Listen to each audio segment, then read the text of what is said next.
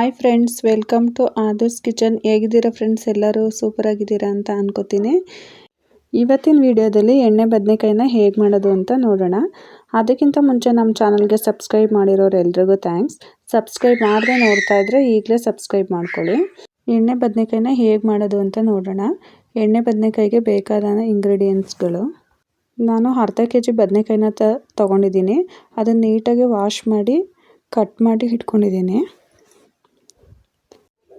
2 ಈರುಳ್ಳಿ, 1 ಟೊಮೊಟೊ, ಕೊತ್ತಂಬರಿ ಸೊಪ್ಪು ಮತ್ತು ಕರಿಬೇವು, 1 ಸ್ಪೂನ್ ಚಿಲ್ಲಿ ಪೌಡರ್, 1 ಸ್ಪೂನ್ ಧನಿಯಾ ಪುಡಿ, ಗರಂ ಮಸಾಲ, 2 ಸ್ಪೂನು ಸಾಂಬಾರು ಪುಡಿನ ತೊಗೊಂಡಿದ್ದೀನಿ. 1 ಕಪ್ಪು ಶೇಂಗಾ ಬೀಜ, 1/2 ಕಪ್ಪಷ್ಟು ತೆಂಗಿನಕಾಯಿ ತುರಿ, 1-2 ಸ್ಪೂನು ಎಳ್ಳು, 2 ಸ್ಪೂನಷ್ಟು ಹುಚ್ಚೆಳ್ಳು, ಶುಂಠಿ ಬೆಳ್ಳುಳ್ಳಿ, ಸ್ವಲ್ಪ ಹುಣಸೆ ರಸ, ಸ್ವಲ್ಪ ಬೆಲ್ಲ. ಮೊದಲಿಗೆ ಶೇಂಗಾ ಬೀಜನ ಹುರ್ಕೋಬೇಕು. 1 ಕಪ್ ಅಂದರೆ 5-6 ಸ್ಪೂನಷ್ಟು ತೊಗೋಬೇಕು ಕಡಲೆ ಬೀಜನ. ಸ್ವಲ್ಪ ಬ್ರೌನಿಷ್ ಆಗೋವರೆಗೂ ಹುರ್ಕೊಳ್ಳಿ ಕಡಲೆ ಬೀಜನ. ನೋಡಿ, ಇಷ್ಟ ಆದರೆ ಸಾಕು.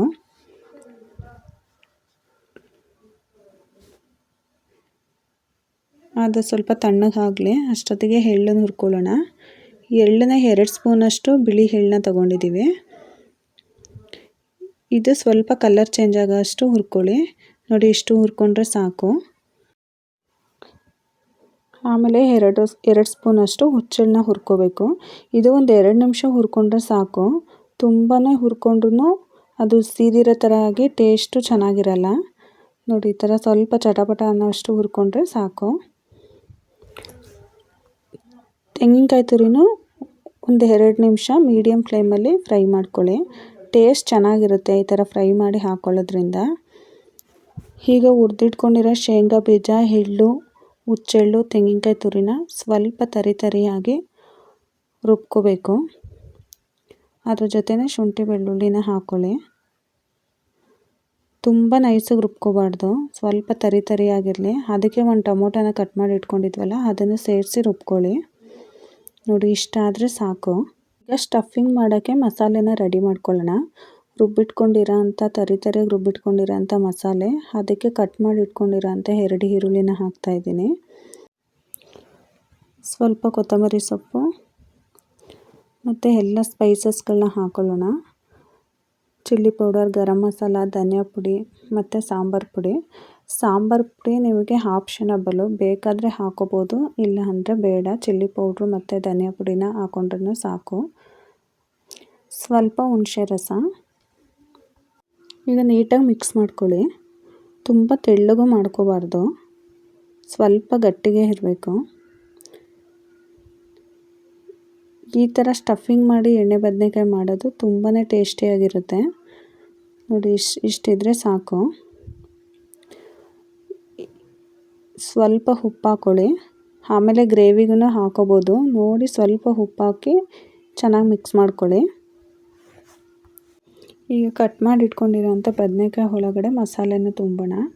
ನೋಡಿ, ಈ ಥರ ಮಸಾಲೆನ ಹಾಕಿ ಬದನೆಕಾಯಿನ ಪ್ರೆಸ್ ಮಾಡಬೇಕು. ನೋಡಿ, ಈ ಥರ ಒಳಗಡೆ ಸ್ಟಫಿಂಗ್ ಮಾಡ್ಕೋಬೇಕು. ಆವಾಗ ಬದನೆಕಾಯಿ ನೀಟಾಗಿ ಉಪ್ಪು ಖಾರ ಚೆನ್ನಾಗಿ ಹಿಡಿಯುತ್ತೆ.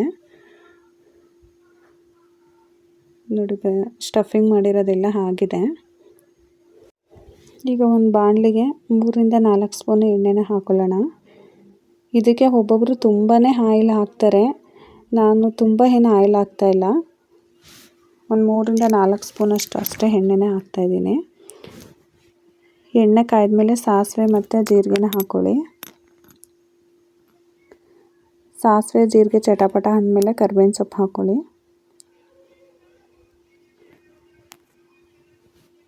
ಆಮೇಲೆ ಕಟ್ ಮಾಡಿ ಇಟ್ಕೊಂಡಿರೋ ಅಂಥ ಈರುಳ್ಳಿನ ಹಾಕ್ಕೊಳ್ಳೋಣ. ನಾವು 2 ದಪ್ಪ ಈರುಳ್ಳಿನ ಕಟ್ ಮಾಡಿ ಇಟ್ಕೊಂಡಿದ್ವಿ. 1 ಈರುಳ್ಳಿನ ಮಸಾಲೆಗೆ ಹಾಕ್ಕೊಂಡಿದ್ವಿ, 1 ಈರುಳ್ಳಿನ ಒಗ್ಗರಣೆಗೆ ಹಾಕ್ಕೊತಾ ಇದ್ದೀನಿ. ಸ್ವಲ್ಪ ಉಪ್ಪು ಹಾಕ್ಕೊಳ್ಳೋಣ. ಈರುಳ್ಳಿಗೆ ಉಪ್ಪು ಹಾಕೋದ್ರಿಂದ ಈರುಳ್ಳಿ ಬೇಗನೆ ಫ್ರೈ ಆಗುತ್ತೆ. ಈರುಳ್ಳಿ ಫ್ರೈ ಆದಮೇಲೆ ಸ್ಟಫಿಂಗ್ ಮಾಡಿ ಇಟ್ಕೊಂಡಿರೋ ಅಂಥ ಬದನೆಕಾಯಿಗಳನ್ನ ಹಾಕೊಳ್ಳೋಣ. ಈ ಥರ ಒಗ್ಗರಣೆಲೇ ಒಂದು 5 ನಿಮಿಷ ಬದನೆಕಾಯಿನ ಫ್ರೈ ಮಾಡ್ಕೊಳ್ಳೋದ್ರಿಂದ ಟೇಸ್ಟು ಚೆನ್ನಾಗಿರುತ್ತೆ. ನೋಡಿ, ಈ ಥರ ಎಲ್ಲ ಬದನೆಕಾಯಿಗಳನ್ನ ಹಾಕಿ ಈ ಥರ ನೀಟಾಗಿ ಮಿಕ್ಸ್ ಮಾಡ್ಕೊಳ್ಳಿ. ಈ ಥರ ಫ್ರೈ ಮಾಡ್ಕೊಳ್ಳೋದ್ರಿಂದ ಟೇಸ್ಟೂ ಚೆನ್ನಾಗಿರುತ್ತೆ. ಈಗ ಮಿಕ್ಕಿರೋ ಅಂಥ ಮಸಾಲೆನ ಹಾಕೊಳ್ಳೋಣ. ಮಸಾಲೆ ಹಾಕಿದ್ಮೇಲೂ ಒಂದು 10 ನಿಮಿಷ ಇದೇ ಥರ ಫ್ರೈ ಮಾಡ್ಕೊಳ್ಳಿ.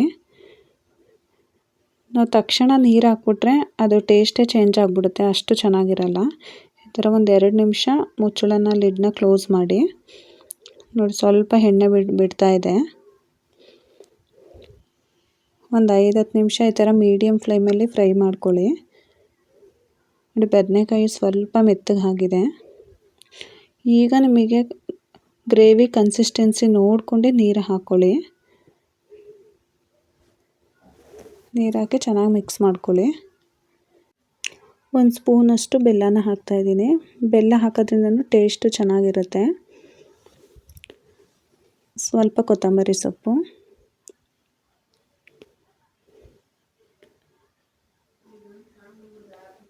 ಮೀಡಿಯಮ್ ಫ್ಲೇಮಲ್ಲೇ ಮಾಡ್ಕೊಳ್ಳಿ.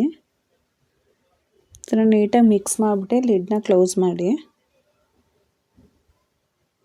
ಒಂದು 5 ನಿಮಿಷ ಆದಮೇಲೆ ಮತ್ತೆ ಒಂದು ಸಲ ತಿರುಗಿಸ್ಕೊಳ್ಳಿ, ಇಲ್ಲ ಅಂದರೆ ತಳ ಹಿಡಿದ್ಬಿಡುತ್ತೆ.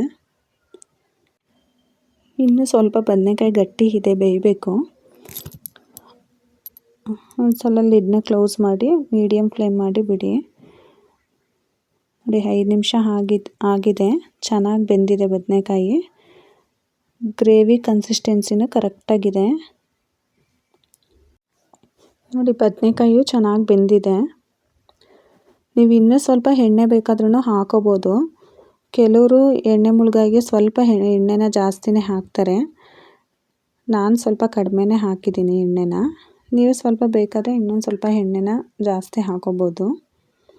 ನೋಡಿ, ಗ್ರೇವಿನೂ ಚೆನ್ನಾಗಾಗಿದೆ. ಚಪಾತಿ, ಇಡ್ಲಿ, ಪೂರಿ, ರೊಟ್ಟಿ ಎಲ್ಲದಕ್ಕೂ ತುಂಬಾ ಚೆನ್ನಾಗಿರುತ್ತೆ. ನೀವು ಒಂದ್ಸಲ ಟ್ರೈ ಮಾಡಿ ಹೇಗಿತ್ತು ಅಂತ ಕಮೆಂಟ್ ಮಾಡಿ ತಿಳಿಸಿ. ಮತ್ತೆ ಒಂದು ಹೊಸ ರೆಸಿಪಿ ಜೊತೆ ಮುಂದಿನ ವಿಡಿಯೋದಲ್ಲಿ ಸಿಗ್ತೀನಿ. ಈ ವಿಡಿಯೋ ನಿಮಗೆ ಇಷ್ಟ ಆಗಿದ್ರೆ ಲೈಕ್ ಮಾಡಿ, ಶೇರ್ ಮಾಡಿ, ಸಬ್ಸ್ಕ್ರೈಬ್ ಮಾಡಿ, ಮತ್ತೆ ಬೆಲ್ ಹೊಡೆಯೋದನ್ನ ಮರಿಬೇಡಿ.